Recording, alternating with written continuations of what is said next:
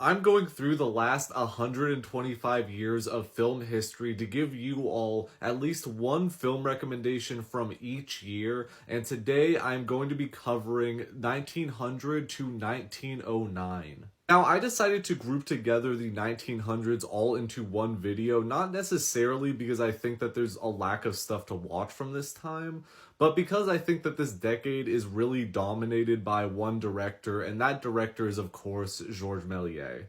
Now, when it comes to his films in this decade, in 1900, you guys should watch his adaptation of Joan of Arc. In 1902, you should watch A Trip to the Moon, obviously. And in 1903, you should watch The Infernal Cauldron.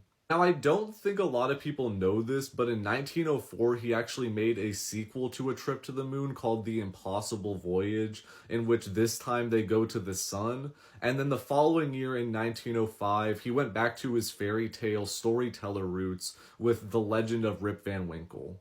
The last Méliès film that I want to recommend is The Witch from 1906. Pay attention to the special effects in these early films. They might seem very rudimentary, but they start to get at the real power of cinema as a medium. Going back in time to 1901, we have my favorite film of the decade, which is The Seven Castles of the Devil by Ferdinand Zecca.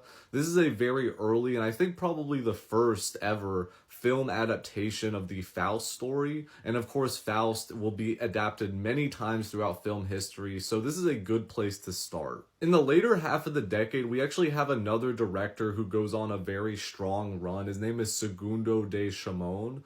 And to start with him, in 1907, we have The Bewitched House. And then in 1908, he makes another film called Legend of a Ghost. Finishing off this decade in 1909, I could recommend another Chamon film, but there is another director who is very important to film history that gets started around this time. And in 1909, I'm going to recommend A Country Doctor by D.W. Griffith.